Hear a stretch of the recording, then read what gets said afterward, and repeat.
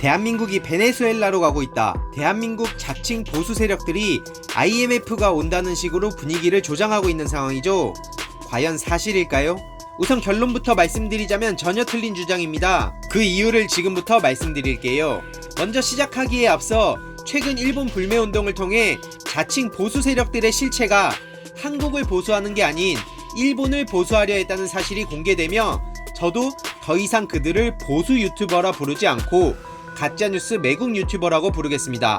그 대표적인 가짜뉴스 매국 유튜버가 바로 최근 대한민국을 베네수엘라에 비교하며 한국 여성들이 7,000원에 몸을 팔아야 하는 순간이 올 것이라는 식으로 영상을 올렸던 리섭TV죠. 이걸 보여줬던 한국콜마 회장까지도 논란이 되었는데요. 역시나 예상대로 제 반박 영상이 어딘가에 좌표가 찍혔는지 급속도로 실어요가 늘어났고 악플도 늘어나기 시작했습니다.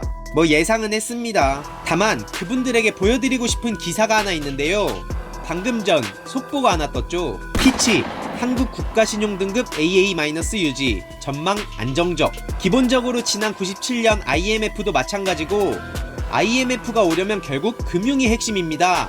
저런 곳에서 나라 신용등급이 굉장히 하락해야 하는 건데요.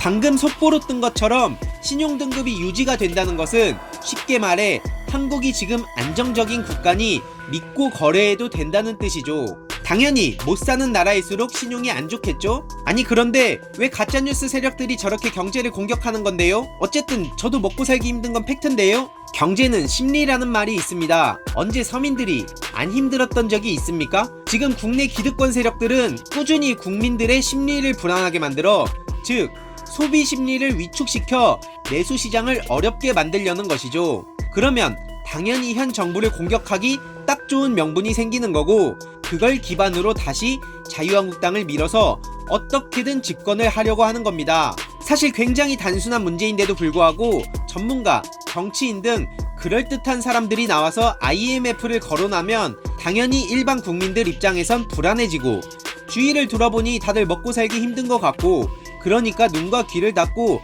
꾸준히 이런 식으로 경제위기 프레임을 만들어가는 겁니다. 과거 IMF 시절에는 우리나라가 단기 외채, 만기가 1년이 안 되는 것들의 비중이 굉장히 컸다고 합니다. 당시에는 외화 보유고 대비 4배가 단기 외채였고 그걸 빌려주는 곳이 거의 일본 자금이었죠.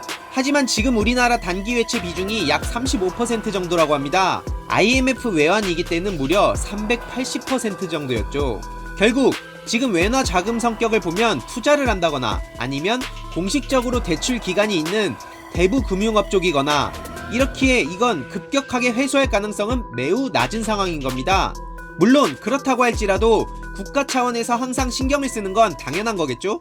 그런데 이 상황에서 화난다는 사람이 무려 100명 가까이 있습니다. 대한민국 신용등급이 안정적이라는데 왜 화가 나는 걸까요? 이런 건 의심이 가지 않으시나요? 어떻게든 현 정부를 깎아내리고 싶은 사람들은 아닐까요? 국가가 망하더라도 자신들이 다시 권력만 잡으면 된다는 세력들의 움직임은 아닐까요? 서서히 그 실체들이 공개될 겁니다.